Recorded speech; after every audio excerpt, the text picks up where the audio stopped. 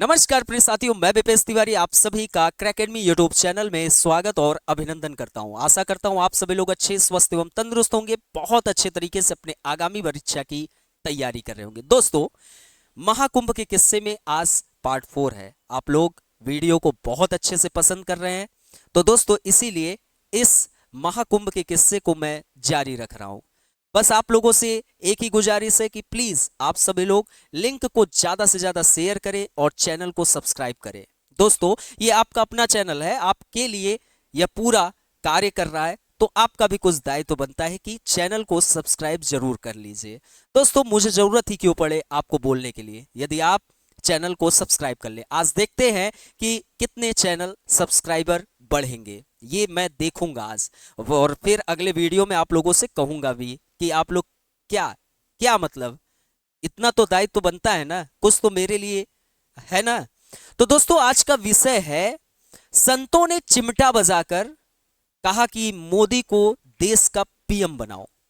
इसकी पूरी डिटेल में हम बातें करेंगे एवं साथ ही इन बिंदुओं पर भी चर्चा करेंगे कि आखिरकार इंदिरा गांधी देश का पीएम बनने के बाद कुंभ में क्यों आई। और दोस्तों, सोनिया गांधी का जो प्रोटोकॉल कोड था पापा 1, पापा 2, पापा 3, वो आखिरकार क्या है। तो आज के वीडियो में इन्हीं सब बिंदुओं पर चर्चाएं होंगी। आशा करता हूं आप लोगों को वीडियो पसंद भी आएगा, और कमेंट बॉक्स में कमेंट जरूर करिएगा कैसा लगा आपको वीडियो, और चैनल को सब्सक्राइब जरूर कर लीजिएगा। दोस्तों, महाकुंभ के किस्से पार्ट 4 यहां पर 7 लिख गया है। संतों ने चिमटा बजाकर कहा मोदी को पीएम बनाओ। प्रधानमंत्री ही बनते ही कुंभ पहुंची इंदिरा। सोनिया का प्रोटोकॉल कोड था पापा 1, पापा 2, पापा 3। क्या है तो दोस्तों, ये समय है 1 फरवरी 2013 का, समय है चुनाव का। दोस्तों, प्रयाग में महाकुंभ लगा हुआ था। विश्व हिंदू परिषद यानी वीएचपी के अध्यक्ष उस वक्त थे अशोक सिंघल।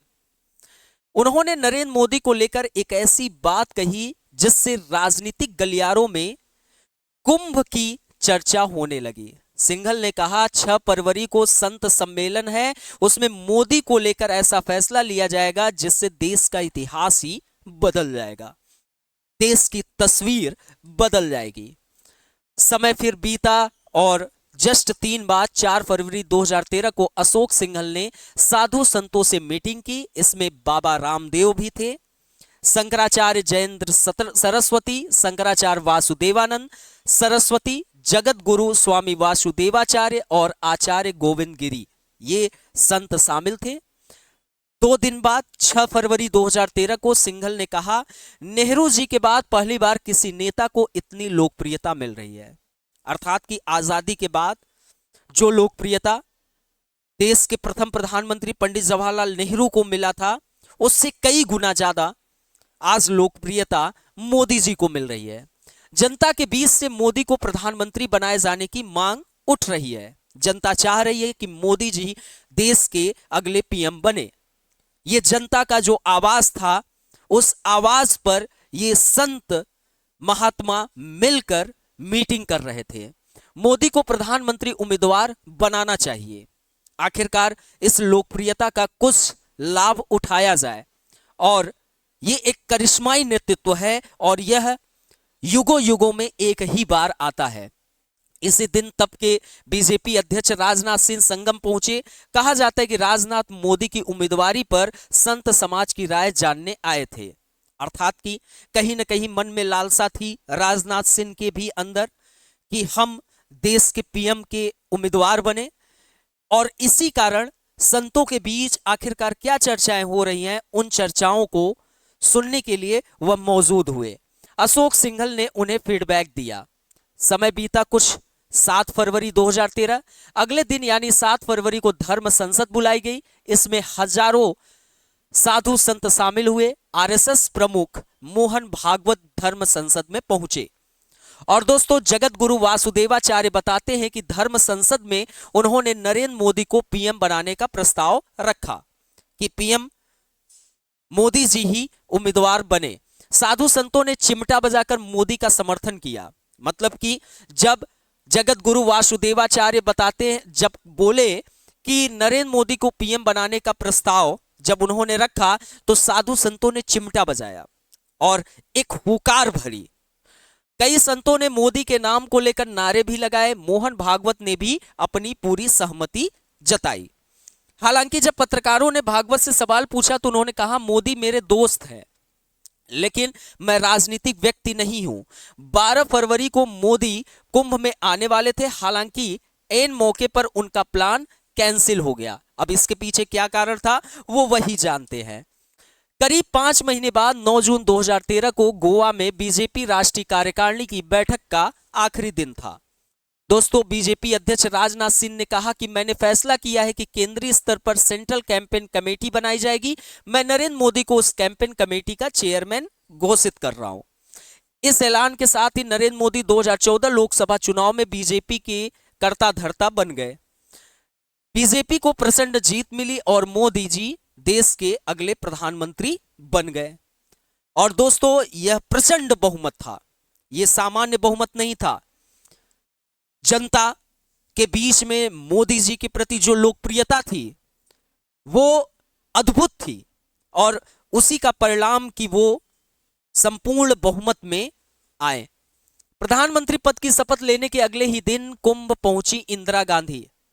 11 जनवरी 1966 की रात भारत के प्रधानमंत्री लाल बहादुर शास्त्री का ताशगंज में निधन हो गया। देश के बाहर मरने वाले ये इकलौते प्रधानमंत्री हैं जिनकी मृत्यु देश के बाहर हुआ। वो एक रहस्यमयी मौत था, उसके पीछे क्या कारण था कुछ भी पता नहीं चल पाया।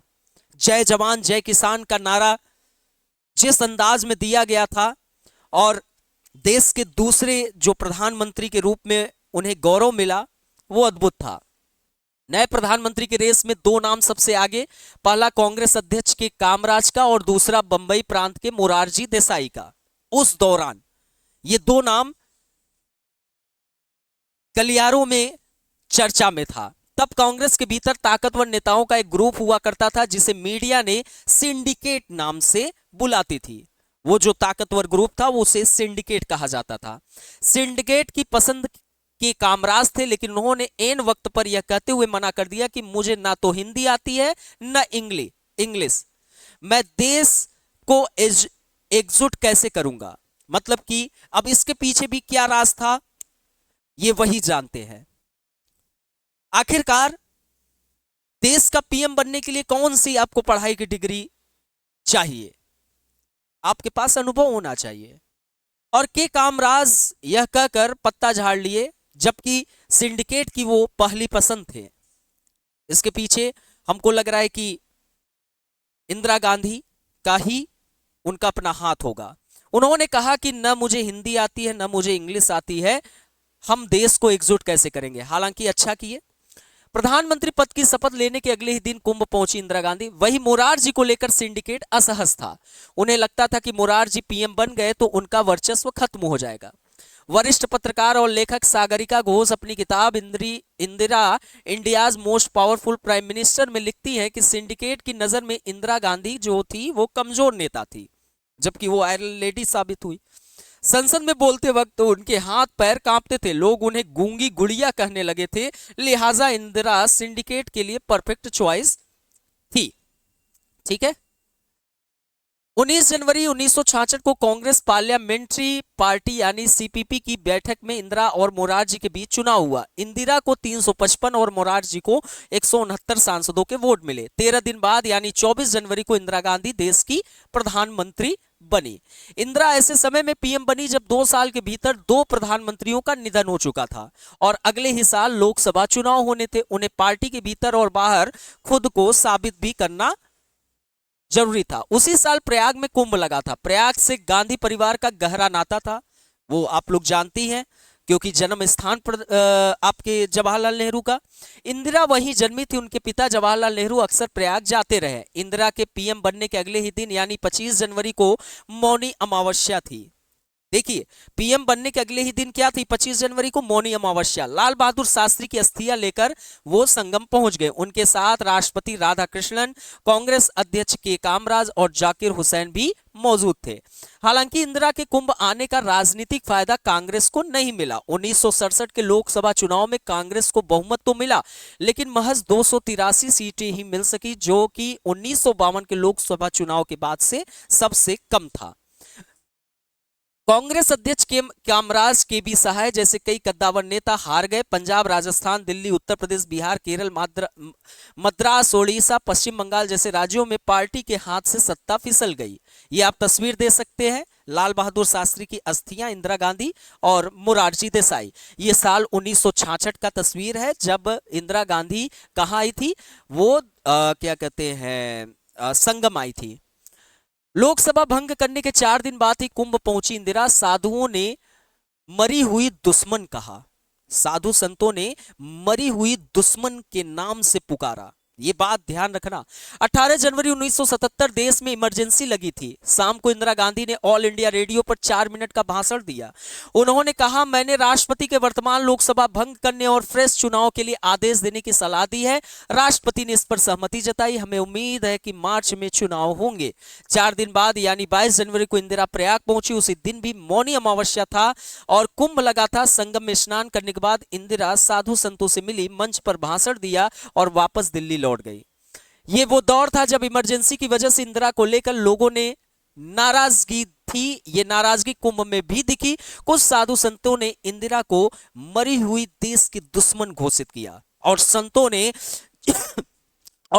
ने जिस प्रकार इनको श्रापित किया, मरी हुई देश की दुश्मन है इंदिरा गांधी, उसका रिजल्ट आज देख सकते हैं। तब इमरजेंसी के दौरान इंदिरा का पुरजोर विरोध करने वाले जयप्रकाश नारायण भी कुंभ पहुंचे और साधु संतों से मिले थे। मार्च 1977 में नतीजे आए। इंदिरा की पार्टी 154 सीटों पर सिमट गई। इंदिरा गांधी खुद भी रायबरेली से चुनाव हार गई। 295 सीटें जीतकर जनता पार्टी ने सरकार बनाई और मोरारजी देसाई प्रधानमंत्री। यह आजादी के बाद पहली गैर कांग्रेसी सरकार थी। तो दोस्तों, मार्च 1977 का ये जो समय है, जहां पर एक छत्र राज कांग्रेस का रहता था, वह छत्र राज समाप्त हुआ और कांग्रेस चुनाव हार गई। खुद इंदिरा गांधी रायबरेली से चुनाव हार गई। जो संतों ने श्राप दिया था, मरी हुई देश की दुश्मन, वह श्राप आप जान सकते हैं। तो दोस्तों, यह आजादी के बाद पहली गैर कांग्रेसी सरकार थी। कुंभ में राम मंदिर बनाने का ऐलान, 2 से बढ़कर 85 सीटों पर पहुंची बीजेपी। साल 1989 प्रयाग में कुंभ लगा। प्रधानमंत्री राजीव गांधी कुंभ में आने वाले थे। Pilgrimage and power the Kumbh Mela in Allahabad from 1754 में। कामा मैकलिन लिखती हैं, राजीव का कुंभ में आने का प्लान बन गया था। उनके लिए प्रयाग में हेलीपैड भी तैयार कर लिया गया था, लेकिन इसी बीच कांग्रेस तमिलनाडु में चुनाव हार गई। उसे सिर्फ 26 सीटें मिली। पिछली बार से 37 सीटें कम। राजीव गांधी को सलाह दी गई कि वो अपना दौरा कैंसिल कर दे।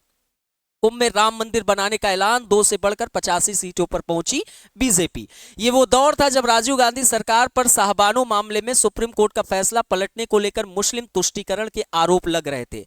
1 फरवरी 1989 कुंभ मेले में विश्व हिंदू परिषद ने संतों का सम्मेलन रखा। करीब 1 लाख संत इसमें शामिल हुए।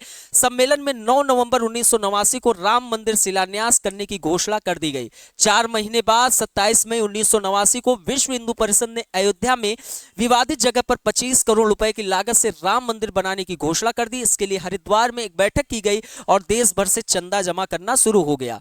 यह तस्वीर 1989 प्रयाग कुंभ में विश्व हिंदू परिषद के तीसरे धर्म संसद की है। यह तस्वीर आप देख सकते हैं। कुंभ में राम मंदिर बनाने का ऐलान।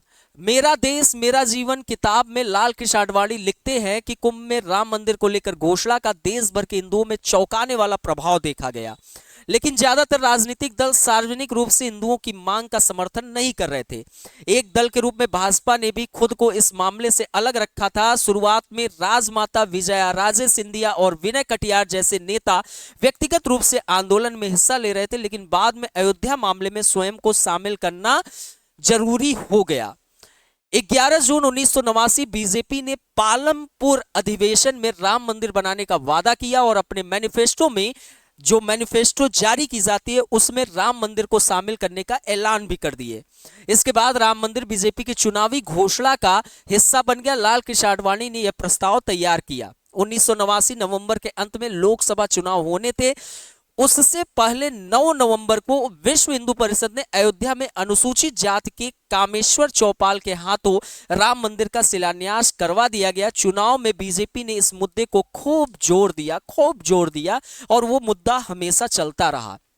1984 में महज 2 सीट जीतने वाली बीजेपी ने क्रांतिकारी परिवर्तन लाया और 1989 में 85 सीटों पर पहुंच गई, जबकि 1984 में रिकॉर्ड 404 सीटें जीतने वाली कांग्रेस 197 सीटों पर सिमट गई। जनता दल को 143 सीटें मिली। बीजेपी और लेफ्ट के बाहर से समर्थन से जनता दल के वीपी सिंह प्रधानमंत्री बने। प्रधानमंत्री बनने के बाद वीपी सिंह ने मंडल कमीशन की सिफारिशों को लागू करने का ऐलान कर दिया। और मंडल कमीशन आप लोग जानते हैं, कहा जाता है कि इसकी काट निकालने के लिए बीजेपी ने राम मंदिर मुद्दे को आगे किया। 25 सितंबर 1990 को आडवाणी ने गुजरात के सोमनाथ से अयोध्या तक राम रथ की यात्रा शुरुआत कर दी थी। ये राम रथ यात्रा आप देख सकते हैं। साल 1989 अयोध्या में राम मंदिर शिला पूजन करते हुए साधु संत और वीएचपी विश्व हिंदू परिषद के अध्यक्ष अशोक सिंघल, आप तस्वीर देख सकते हैं। सोनिया ने लगाई संगम में डुबकी। वायरलेस पर आवाज आ रही थी, पापा 1, पापा 2, पापा 3। ये क्या है? 1999 के लोकसभा चुनाव में सोनिया गांधी के विदेशी होने का मुद्दा काफी चर्चा में रहा। शरद पवार ने इस मुद्दे को उछाला और कांग्रेस छोड़कर अलग पार्टी एनसीपी बना ली। महाराष्ट्र में बीजेपी भी इस मुद्दे को हवा देने में चूकी नहीं। कारगिल युद्ध के बाद सितंबर अक्टूबर 1999 में लोकसभा चुनाव हुए। इस चुनाव में 182 सीटें जीतकर बीजेपी सबसे बड़ी पार्टी बनी और अटल बिहारी वाजपेयी देश के प्रधानमंत्री बनते हैं। सोनिया ने करीब 14 महीने बाद 2001 में प्रयाग में कुंभ लगा। तब केंद्र के साथ यूपी में भी बीजेपी की सरकार थी। 22 जनवरी को कांग्रेस अध्यक्ष सोनिया गांधी प्रयाग पहुंची। सबसे पहले वह आनंद भवन गई। आनंद भवन गांधी परिवार का पैतृक घर है, ये यही पास ही है हमारे बगल, जिसे मोतीलाल नेहरू ने 1930 में बनवाया था। 1970 में इंदिरा गांधी ने भारत सरकार को दान कर दिया, वो भारत सरकार को दान दे दिया गया। आनंद भवन से निकलने के बाद सोनिया सरस्वती घाट पहुंची और वहां से खास नाव में बैठकर संगम के लिए रवाना हुई। नाव में ही स्नान के लिए कैविटी और चेंजिंग रूम बनाया गया था। करीब 20 मिनट तक सोनिया संगम ठहरी थी। इस दौरान उन्होंने एक रिपोर्टर से कहा, यहां आना घर आने जैसा है, मैं अपने ससुराल आई हूं। प्रयाग के कांग्रेस नेता अभय अवस्थी बताते, मेरे पुराने साथी सोनिया गांधी की सुरक्षा में लगे थे। उनके वायरलेस पर बार बार एक मैसेज आ रहा था, पापा 1, पापा 2, पापा 3। मैंने उनसे पूछा ये क्या है, तब उन्होंने बताया कि ये सोनिया गांधी का प्रोटोकॉल कोड है। वो स्नान करने के बाद 3 जगहों पर जाएंगी। ये कोड वर्ड उन्हीं 3 जगहों के लिए, मतलब पापा 1 एक जगह, पापा 2 दूसरी जगह, पापा 3 तीसरी जगह। सोनिया संगम स्नान के बाद टीकर माफी आश्रम, सतपाल महाराज के आश्रम और शंकराचार्य स्वरूपानंद सरस्वती के आश्रम में गई थी।